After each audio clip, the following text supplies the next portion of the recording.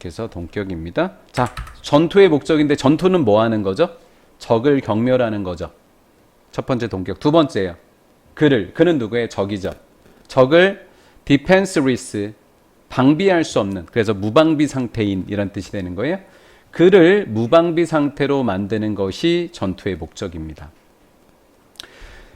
적을 경멸시키거나 적을 무방비 상태로 만드는 전투의 목적은 일시적으로 blind, 이게 원래 눈먼인데 동사로 쓰이면 보지 못하게 하다. 지휘관들이나 전략가들을 보지 못하게 합니다. 어디까지 못 보게 하는 거예요? 전쟁의 더 큰 목적에까지 지휘관과 전략가를 못 보게 한다라는 거. 그러니까 상대를 이기려는데 초점을 맞추다 보면 혹시 그런 말 아나요? 전투에는 이겼는데 전쟁에는 졌다? 작은 하나 두 개의 전투에는 이겼어요. 근데 결과적으로 큰 전투에서 다 합쳐놓고 보니까 진 거야. 왜냐면 거기에만 매몰되어 있으니까. 지금 그런 느낌으로 이해를 해주시면 될 것 같아요. 일시적으로 지휘관들과 전략가들의 눈이 멀게 합니다라는 거죠. 어디까지 보지 못하게 한다? 더 큰 전쟁의 목적까지 못 보게 한다라는 거예요. 전쟁은 결코 뭐가 아니래요? 고립되거나 독립된 행동이 아니래요. 이 말이 뭘까요? 한 전투만 이겨서는 이길 수 없습니다. 전쟁을. 이 말이 되는 거겠죠. 그래서 전쟁이라고 하는 것은 결코 고립된 행위가 아닙니다. 노어 그랬으니까 노어 동사 주어가 이렇게 도치가 되어졌다라는 거예요. 이렇게 도치가 되어졌습니다.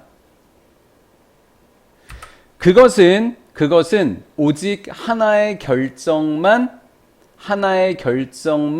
이렇게 isolated act가 생략되어 있는 거. 똑같으니까 is로 끝나버렸잖아요. 그러니까 이렇게 is로 끝났잖아요. 그러니까 이게 사실 대동사인 거죠. 하나의 결정도 그렇지 않습니다.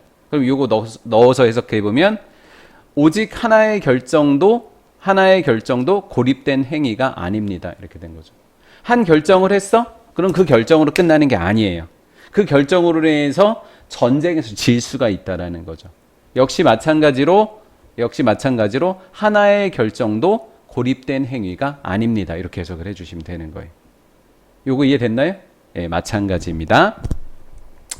자, 그럼 전쟁의 예를 들었으니까 이제 실제 세상으로 한번 들어와 보세요.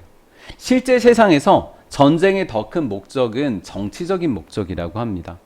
실제 세상에서 보면 정치의 가장 큰 목적은 정치적인 목적인데 그냥 단순히 실제 세상에서 뭔가 하나를 이기려고 하다 보면 정치적인 목적을 잃게 된다라는 거죠.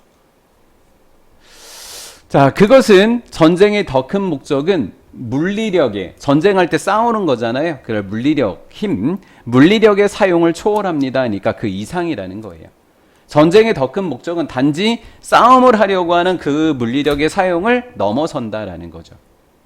이러한 통찰력은 포착된 적이 있었는데 클라세비치스의 유명한 한마디로 포착이 됩니다. 그러니까 요약이 됩니다. 귀결됩니다. 이런 말을 사용하죠. 이 통찰력, 앞에서 말하는 거 초월한다라는 이 통찰력은요, 이 사람의 한마디가 포착하고 있습니다라는 거예요. 어떤 말이냐면 전쟁은 단순히 계속 이어지는 거예요. 무엇에 정치가 계속 이어지는 겁니다. 무슨 수단에 의해서? 다른 수단들에 의해서. 요 말에 귀결되어진다라는 거예요. 전쟁이라고 하는 것은 여러 가지 수단으로 이어지는 지속되는 정치구나라는 거예요. 네, 그렇다라는 거죠. 그러면 정치적이 된다? 그러면 더 큰 목적을 성취하려면 이렇게 되는 거죠. 그렇죠? 전쟁의 더 큰 목적을 성취하려면, 즉 정치적이 되려면 정치적 실체라든가 아니면 대표자, 정치에 있어 정치적 실체의 대표자나 또는 하나의 정치적 실체는 이렇게 된 거예요. 얘를 이렇게 건너뛰면 얘가 동사가 되고 얘가 주어가 되는 거죠. 한마디로 정치적 실체의 대표자라고 하는 것은 뭐를 갖고 있어야 돼요? 의도를 갖고 있고 의지를 갖고 있어야 된다고요. 그런데 의지를 갖고 있어야 되는데 하나의 사소한 거, 상대를 이기려고 하는데 초점을 맞추면 뭐가 멀게 되는 거예요? 눈이 멀게 되는 거예요. 눈이 멀게 되니까 절대 그렇게 되면 안 된다라는 거죠. 따라서 대표자는 의도와 의지를 갖고 있어야 되는 겁니다.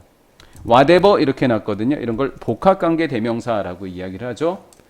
체제 형태가 무엇이든지 간에 이렇게 됐죠.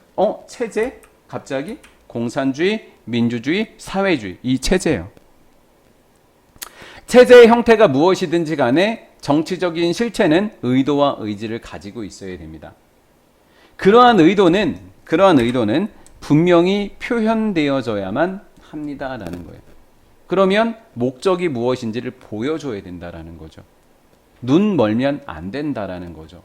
적을 경멸시키는데 너무 매몰되고 몰입되어서는 안 된다라는 거죠. 이것도 적용해 보면 정치적 행위는 결코 고립된 행위가 아니라는 거죠. 이렇게 적용이 되어지는 거죠. 그러면 한쪽 편의 의지라고 되어 있습니다. 한쪽 편. 정치적 실체는 누군가랑 협상을 해야 되는 거기 때문에 양쪽의 의지가 서로 작용이 되는 거잖아요. 그렇죠? 그러면 한쪽의 의지는 트랜스미트 하니까 전달되다. 상대편인 적에게 전달되어져야만 합니다. 어떤 시점에서는 뭐 하는 동안에 서로 정치적으로 대치를 하고 있는 동안에 이렇게 된 거죠. 그것은 does not have to 그럼 뭐뭐 할 필요 없다라고 하죠. 공개적으로 전달될 필요는 없습니다. 나의 의지가 상대편에게 전달돼야 돼. 근데 그것을 내가 이렇게 할 거야 라고 할 필요는 없다라는 거죠. 그쵸? 그러면 정용이가 잘하는 거 선빵 날리는 거 이런 거 그쵸? 이렇게 하는 거죠. 폭력적 행위라든가 더 큰 정치적인 의도라고 하는 것은 폭력적인 행위 또 더 큰 정치적인 의도 이런 것들은 대치를 하는 동안에 어느 한 시점에 시점 앞으로 와 버렸네요. 이렇게요. 여기 시점이죠.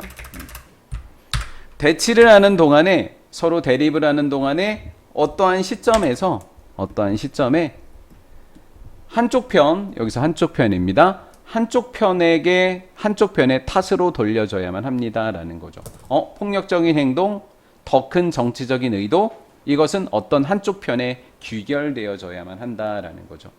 왜? 둘 중에 한 명이 이렇게 싸우는 둘 중에 한 명이 더 큰 정치적인 의도로 상대편에게 전달을 하게 된다라는 거죠. 대치를 하고 있다가 내가 너에게 공격을 할 거야. 내가 너에게 이렇게 할 거야. 라고 하는 것이 상대방에게 전달되어져야만 한다라는 거죠. 탓으로 돌려진다라는 것은 전달된다라는 의미로 이해를 하시면 되겠습니다.